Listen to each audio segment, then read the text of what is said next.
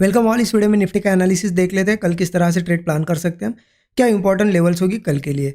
और देखिए आज था मंडे, लगभग मार्केट साइडवेज रहा है। अब इंपॉर्टेंट ये कि आज के लिए हमारा एनालिसिस क्या था। देखिए बहुत ही क्लियर मैंने एक चीज़ आपको बताई थी कि मार्केट गैप अप होने की पॉसिबिलिटी बहुत ज़्यादा है। वर्ल्ड मार्केट वगैरह देख के मैंने ये चीज़ आपको बताई थी, क्योंकि प्राइस एक्शन भी बुलिश था, वर्ल्ड मार्केट भी बुलिश थे, तो यहाँ पे मार्केट उस हिसाब से ओपनिंग दी है।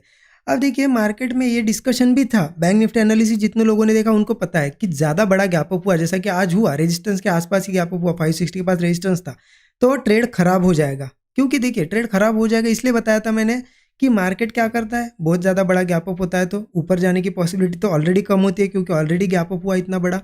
और नीचे जाएगा भी तो पुट नहीं ले सकते हम, क्योंकि मार्केट में हमारा व्यू क्या था कि मार्केट बुलिश रहेगा, है ना। तो अब देखिए हुआ क्या, क्या हुआ, मार्केट आज इतना बड़ा गैप अप हुआ। चलो अब गैप अप के बाद हम क्या करते हैं, एक तो देखिए यहाँ कॉल वगैरह प्लान नहीं कर सकते थे, क्योंकि वैसे भी ब्रेकआउट कोई आया नहीं है। चलो किसी का अगर ये थिंकिंग भी होती कि चलो कॉल लिया जाए, तो यहाँ पे ही रेजिस्टेंस था ना, ये यहाँ पे 22,560 लेवल आपको यहाँ पे दिखेगी भी वो लेवल, ठीक है। 560 लेवल यहीं पे दिखा दे, देखिए 22,560 लेवल ये रेजिस्टेंस था। तो यहाँ कॉल लेते भी कैसे, क्योंकि स्टॉप लॉस यहाँ पे होता और उसके छोटा सा टारगेट होता, हम इतने से टारगेट के लिए कभी ट्रेड नहीं लेते। तो कॉल साइड का ट्रेड नहीं बना, कब बनता, हाँ 560 के ऊपर। चलो मान लेते हैं मार्केट यहाँ पे मॉर्निंग में ओपन होते ही 560 क्रॉस कर जाता, इसके ऊपर सस्टेन करके ब्रेकआउट वगैरह आता तो कॉल बन सकता था। तो कॉल साइड का ट्रेड हमारा नहीं बना। अब पुट हमें नहीं लेना था, क्योंकि डिस्कशन ही था कि इतने बड़े गैप अप के बाद पुट हम लेंगे ही नहीं, राइट। क्योंकि इतने बड़े गैप अप के बाद बुलिश मार्केट में कैसे पुट लेंगे। तो हमारा एक ही काम था कि वेट करें कि थोड़ा रिट्रेसमेंट आए फिर ब्रेकआउट आए। मार्केट ने रिट्रेसमेंट की बट कोई ब्रेकआउट नहीं बना पाया। आप देखिए ऊपर जाने की कोशिश की, एक हाई बना, फिर अगले हाईज देखिए इसके नीचे ही है। मतलब अल्टीमेटली कोई भी हाई ब्रेक नहीं हो पाया और ऐसा कोई ब्रेकआउट वगैरह बन नहीं पाया मार्केट में। यहाँ से ब्रेकआउट बनता तो ठीक है, कॉल ट्राई कर सकते थे। तो कॉल भी नहीं बना, आज पुट भी नहीं बना, तो आखिरकार हुआ क्या, आज मार्केट को अवॉइड करना पड़ा ना हमें, क्योंकि हमारा ट्रेड ही नहीं बना। और मोस्ट ऑफ द टाइम आप देख लेना, ऑब्जर्व करना, जब जब हमारा अवॉइड होता है ना ट्रेड, उस दिन मार्केट भी साइडवेज होता है। तो हमारे लिए बहुत बेस्ट है जब ट्रेड नहीं बनता है, क्योंकि 90% टाइम तो मार्केट साइडवेज होता है। और ऐसे साइडवेज में हम बच जाते हैं लॉसेस से, क्योंकि ऐसे साइडवेज मार्केट में लोग क्या करते हैं ना, बड़े लॉस करते हैं।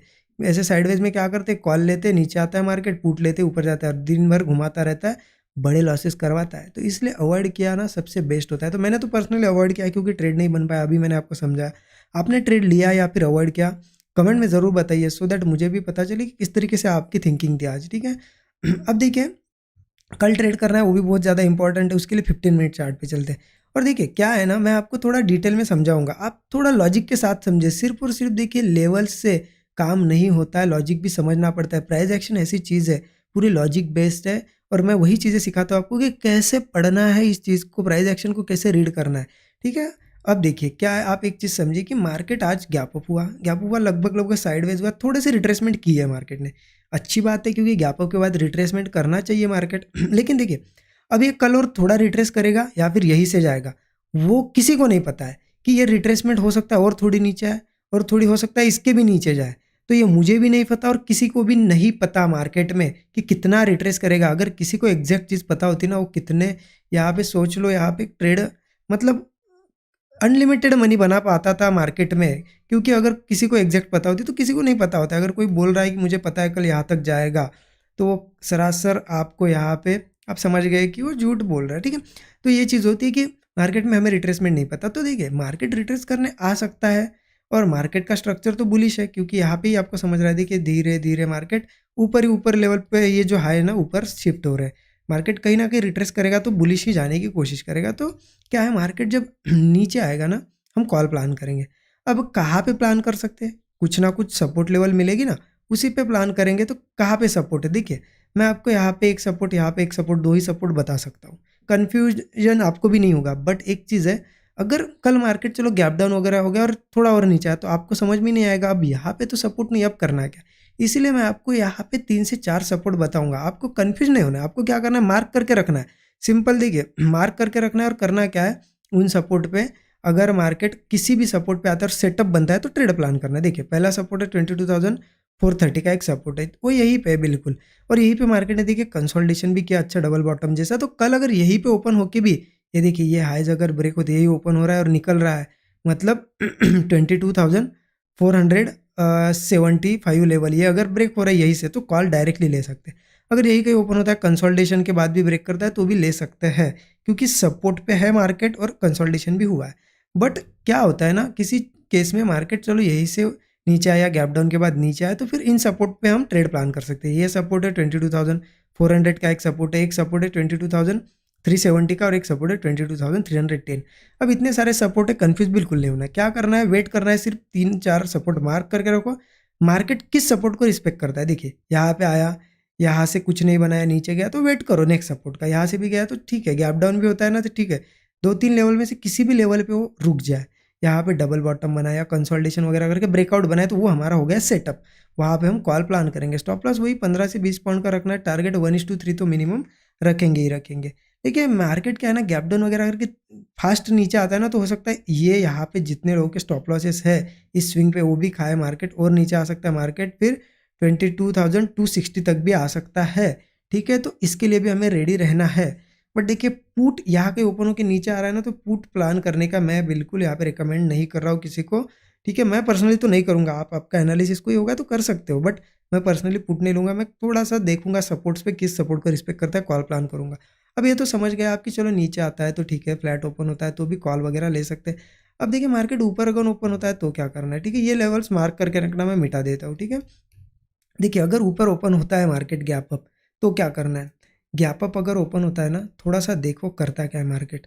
अगर गैप अप के बाद, क्योंकि यहाँ पे मेक और ब्रेक लेवल है, गैप अप के बाद मान लेते थोड़ा सा नीचे अगर आ गया मार्केट, ठीक है, थोड़ा रिट्रेस वगैरह किया और यहाँ पे एक कंसोलिडेशन वगैरह करके देखिए नीचे ब्रेक करता है तो एक पुट साइड का ट्रेड हम ले सकते हैं। क्वांटिटी थोड़ी कम लेना, ठीक है, 100% में से 50% ही क्वांटिटी लो, क्योंकि हम अपोजिट जा रहे हैं थोड़े ट्रेंड के।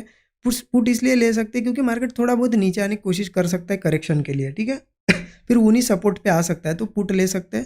स्टॉप लॉस वही 15-20 पॉइंट, टारगेट 1:3 रख सकते हैं। लेकिन मार्केट अगर ब्रेकआउट देता है तो क्या करना है, देखिए मेरा तो ये सजेशन रहेगा कि ब्रेकआउट देता है तो डायरेक्ट कॉल मत लीजिए। थोड़ा सा मार्केट हो सकता है फिर थोड़ा ब्रेकआउट दिखा के फंसा के फिर से इन सपोर्ट पे आए, है ना। तो ऐसी केस में जब वो फेलियर आता है तो ऐसी केस में आप पुट फिर से मत पुट ले सकते हो। क्या हुआ ना, देखिए मैं समझाता हूँ आपको डिटेल में कि मार्केट यहाँ ओपन हुआ, ब्रेक कंसोलिडेट वगैरह किया, ब्रेकआउट दिया, तो तब कॉल नहीं लेना है। वो अगर फेलियर होता है ना तो पुट ले सकते हैं हम जरूर फेलियर पे, बट कॉल नहीं लेना। कॉल कब लेंगे कि ब्रेकआउट आने दो, फिर से ऊपर थोड़ा सा कर सस्टेन करके नेक्स्ट ब्रेकआउट देगा ना, तो हमें पता चलेगा कि हाँ फेलियर नहीं आया है, सस्टेन कर पाया, नेक्स्ट ब्रेकआउट पे कॉल लेंगे। स्टॉप लॉस वही 15-20 पॉइंट, टारगेट 1:3, क्योंकि ऊपर रेजिस्टेंस कहाँ पे, फिर ऊपर रेजिस्टेंस आ जाता है 22,570 लेवल पे रेजिस्टेंस है। ठीक है, इसको ब्रेक करता है तो फिर मार्केट नेक्स्ट रेजिस्टेंस को जा सकता है 22,670, 22,700, और एकदम ही बड़ा मूव आ जाए किसी केस में 22,800 तक भी मार्केट जा सकता है। सिर्फ ये चीज़ ध्यान आपको समझ में आई कि चलो नीचे आता है तो क्या करना है, सपोर्ट कहाँ पे, फ्लैट ओपन होता है तो उसके बाद किस साइड का ट्रेड लेना है। लेकिन गैप अप अगर बड़ा होता है जैसे कि आज हुआ गैप अप, ठीक है, तो क्या करना है, तो देखिए मोस्टली क्या होता है ना, बड़ा गैप अप होता है ना, तो ये जो मुंह आने वाला था ये चला गया है ना, चला गया ना, और टारगेट के पास ही ओपन हुआ, वहाँ हम कॉल भी नहीं ले सकते, पुट भी नहीं ले सकते। तो ऐसी केस में देखिए एक तो रेजिस्टेंस के ऊपर जाके सस्टेन करेगा, ब्रेकआउट वगैरह आएगा तो कॉल ले सकते हैं, अदरवाइज वेट करना पड़ेगा, करेक्शन आने दो अच्छा खासा, उसके बाद कोई सेटअप बनाएगा, ऐसा ब्रेकआउट वगैरह करेगा तो कॉल ले सकते हैं। ठीक है, लेकिन डायरेक्टली यहाँ कुछ मत प्लान करना, क्योंकि साइडवेज होता है, जैसे कि आज भी देखा गैप अप हुआ, साइडवेज हो गया, तो ऐसे दिन क्या करेंगे, अवॉइड करेंगे। देखिए लॉस करने से अच्छा है अवॉइड करो। अवॉइड करना भी मतलब एक एक यहाँ पे तरीके का प्रॉफिट ही हो गया। अवॉइड करना मतलब प्रॉफिट, क्योंकि लॉस से बच रहे हो, और लॉस से बचना मतलब एक तरीके का प्रॉफिट होता है। और मैं उसको बहुत बेस्ट मानता हूँ जिस दिन अवॉइड होता है, क्योंकि मुझे पता है मेरा ट्रेड जब नहीं बनेगा ना, मार्केट भी साइडवेज रहेगा। मोस्ट ऑफ द टाइम 80 से 90% टाइम हमने यही ऑब्जर्व किया है। ये आपको भी पता है चीज़, जो लोग डेली फॉलो करते हैं, है ना। तो यही चीज़ें हैं। आई होप आपको चीज़ें समझ में आई होगी। एक एक लेवल मार्क करके रखिए, वीडियो को पॉज करके करके एक लेवल मार्क करिए पूरी लेवल्स, क्योंकि एक साथ में सारे लेवल लिख के तो रख नहीं सकता, आपको भी नहीं समझ में आएगा कि मैं क्या बता रहा हूँ, है ना। बाकी वीडियो अच्छा लगा कमेंट में ज़रूर बताइएगा, लाइक कर दीजिए वीडियो को, नए लोगों को पहली बार देख चैनल को सब्सक्राइब करके बेल आइकन प्रेस करें। Thank you so much everyone.